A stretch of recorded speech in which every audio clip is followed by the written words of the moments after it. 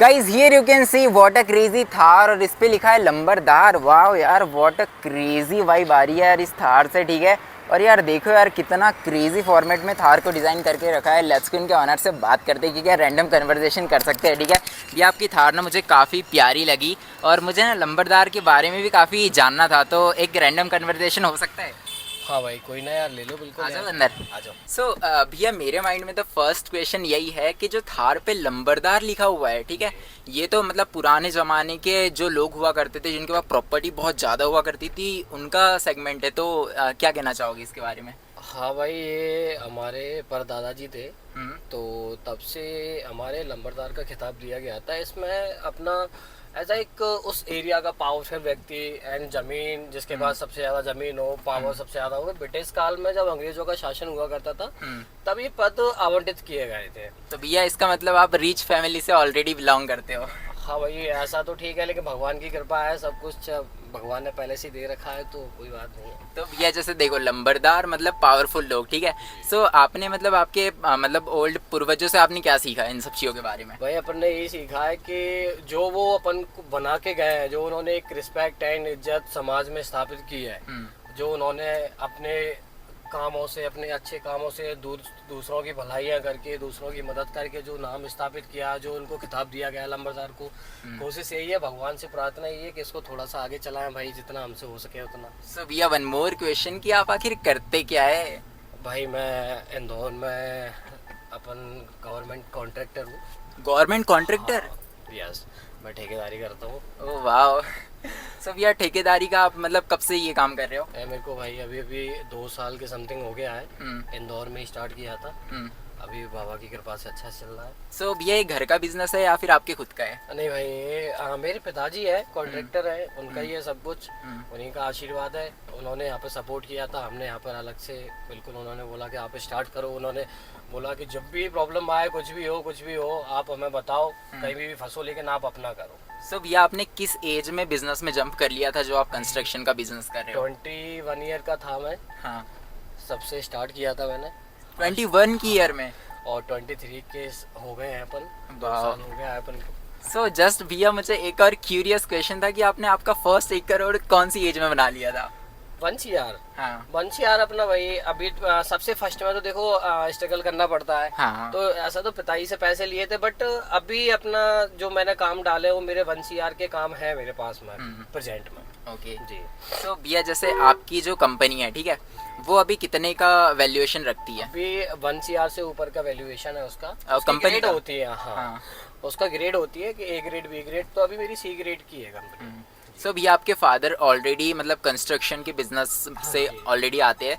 सो आपने just as आपके father already businessman थे, सो उनसे एक सबसे बेस्ट लाइफ चेंजिंग एडवाइस क्या सीखी? पिताजी हमारे भाई, उन्होंने एक ही चीज़ सिखाई है कि कभी किसी का साथ धोखा नहीं करना है, गलत नहीं करनी है। ओके। और जिसका जो है मतलब जिसकी मदद कर सके उतनी मदद कर देना आप। बट ऐसा नहीं सोचना है कि आपको किसी का बुरा करना हो, किसी की हेल्प करके आपको फिर उसे ऐसा हो कि आपने उसकी हेल्प कर दी और फिर आप उसे कुछ एक्सपेक्टेशन रख रहे हो कि ये भी हमारे काम आ जाए। बस यही चीज़ें सबसे पिताजी की हमने सीखी हैं भाई। ओके। सो भैया जैसे देखो, आप 21 की ईयर की एज में ओके कंस्ट्रक्शन के बिजनेस में कूद गए, और अभी वो कंस्ट्रक्शन के बिजनेस की वैल्यूएशन अराउंड 1 करोड़ के आसपास है, ठीक है। सो जस्ट एज अ कोई 20 या 21 ईयर ओल्ड बॉय, ठीक है, जो खुद भी अपना खुद का ऐसा कंस्ट्रक्शन या समथिंग बिजनेस करना चाहता है, तो उसके लिए जस्ट एज अ बेस्ट एक एडवाइस?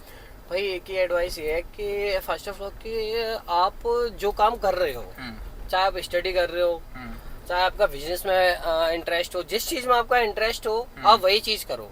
बस उसमें आपको मेहनत करनी है भाई। 100 का 100% दे दोगे तो बाबा महाकाल, बाबा बजरंगबली आपको 100% सक्सेस करेंगे उसमें। सो भैया आप कौन से भगवानों में सबसे ज्यादा मानते हो? भाई हम शुरू से बजरंगबली जी को मानते थे, फिर उसके आप हमारे बाबा महाकाल, दोनों को ही मानते हैं सबसे ज्यादा। सो भैया आपको क्या लगता है कि जैसे जब बिजनेस या लाइफ में अपन कुछ भी करते हैं तो इसमें भगवान का भी सबसे बड़ा रोल रहता है? भाई मेरी तो लाइफ में है ना, मेरे बिजनेस में है ना, मेरे सब चीजों में मेरे तो भगवान का ही रोल रहा है। ऐसा मेरी स्लिप डिस्क हुई थी, हाँ। मैंने विदाउट ऑपरेशन के मुझे बाबा बजरंगबली ने सही किया है। सो भैया जैसे एक साल में मतलब टोटल कितनी मतलब निकल जाती है जैसे इनकम हाँ, इनकम ऐसे मैं भाई आना प्रॉपरली नहीं बता सकता हूँ, क्योंकि ऐसा बताना भी एक वो है। सही और बात है। मेन चीज़ ये है कि अपन जिस हिसाब से जैसे अभी मेरे काम पास हुए हैं समथिंग 90 से 90 से 95 लाख के बीच में हुए हैं, तो अप्रोक्स 4 से 5 महीने वो ख़त्म भी कर दूंगा। उसके बाद में न्यू काम होते हैं, टेंडर्स का होता है वो। तो ये वैसे यार आपके हाथ की ना मुझे वॉच काफ़ी महंगी दिख रही है, इसके पीछे कितने की कॉस्ट है इसकी?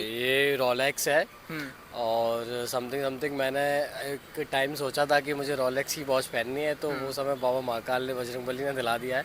अभी ये समथिंग 1,21,000 की मैंने ली थी। 1,21,000 की वॉच। तो भैया जैसे आप कंस्ट्रक्शन में बिजनेस कर रहे हो 23 की उम्र में, ठीक है, सो आपका क्या स्टार्टिंग से ही पढ़ाई में काफ़ी ज़्यादा इंटरेस्ट था? नहीं भाई, पढ़ाई में इंटरेस्ट तो था एज अ 12th के बाद। उसके बाद मेरी स्पाइन प्रॉब्लम हो चुकी थी, तो 2 साल का गैप हो गया था। फिर पढ़ने की कोशिश की, फिर नहीं लगा, मन नहीं लगता था। फिर सोचा ऐसे कुछ होगा नहीं, फिर काफ़ी इन्जॉय किया। उसके बाद लगा कि कुछ करना चाहिए, तो इस चीज़ में मेरा मन था। मेरे पिताजी को मैंने देखा था शुरू से स्टार्टिंग से, तो इस चीज़ में मेरा था मन। फिर अपन ने इस चीज़ में पिताजी ने सपोर्ट किया, सारी चीज़ें पिताजी के माध्यम से हुई। बड़े भाई ने बहुत सपोर्ट किया, बड़ा भाई ऑल टाइम खड़ा रहा अपने साथ में। और ऐसा बड़ा भाई मुझे नहीं लगता किसी को मिला होगा मेरे ऐसा जो मिला है। क्यों, क्या क्वालिटी है उनके अंदर बड़े भाई? उनकी क्वालिटी है कि वो मेरे को कभी दुखी नहीं देख सकते हैं। ऐसा? हाँ, अगर कुछ भी हो जाए, मैं ये कह रहा हूँ, लड़ाई झगड़े से लेके कुछ भी हो जाए भाई, कुछ भी मेरे को दुखी नहीं देख सकता है वो बस।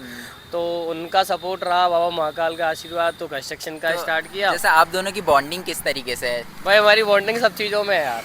ऐसा? कोई भी चीज़ में देख लो आप, एक्स वाइट कोई भी चीज़ में हम दोनों एक सेम टू सेम ही है।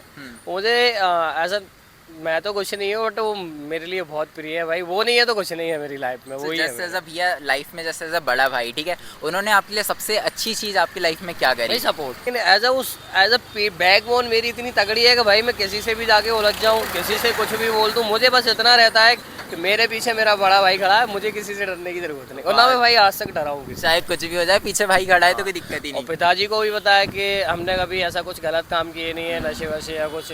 तो पिताजी को उनका सपोर्ट है कि अगर हम यहाँ पे कुछ भी होता है, एक्स वाइड कोई भी चीज़ें हो जाती हैं, तो मैं भाई को बोलता हूँ, भाई पिताजी को बोलते हैं, तो पिताजी ऑल टाइम सपोर्ट में रहते हैं। उन्होंने कभी ये नहीं देखा कि हमारे बच्चे क्या है क्या नहीं, बस उनको इतना था कि हमारे बच्चे गलत नहीं है, तो फिर है। सो भैया इन टूडेज टाइम, ठीक है, आप बिजनेस वगैरह कर रहे हो, ओके, सो बिजनेस में नेटवर्क क्यों सबसे ज़्यादा इंपॉर्टेंट होता है? भाई नेटवर्क तो इसलिए होता है कि मान लो आपने कोई काम डाला, इसमें आपको शोज भी लगेंगे।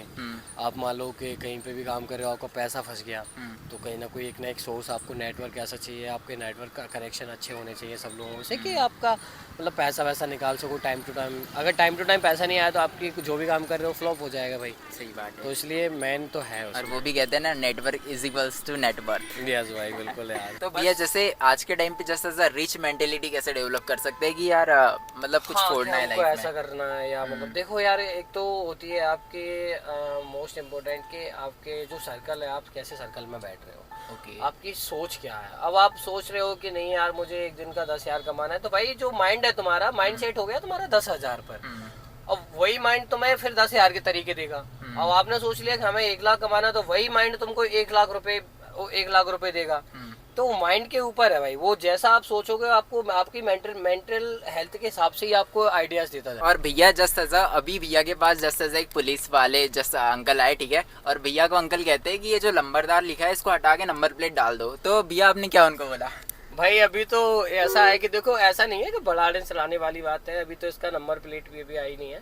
और दूसरी बात ये है कि भाई ये तो अपनी पदवी है, और इसको तो नहीं हटा सकते। आपको चालान काटना काट दीजिए, कोई बात नहीं है। नहीं, लेकिन नंबरदार भले नंबर प्लेट लगे बट नंबरदार नहीं। हाँ भाई, वो लगाएंगे अपन, देखो नंबर प्लेट भी लगा लेंगे, उसके बाद भी उसको तो लगाएंगे। वही है अपनी नंबर प्लेट तो यार अपनी पहचान भी वही है, अपना सब कुछ वही है, तो वो तो लगा रहेगा। बाकी आज का कन्वर्सेशन काफी बढ़िया था, और गाइज यार आपको आज का कन्वर्सेशन काफी बढ़िया लगा, सो डू सब्सक्राइब। मिलते हैं नेक्स्ट वीडियो में। Thank you for watching this video, bye.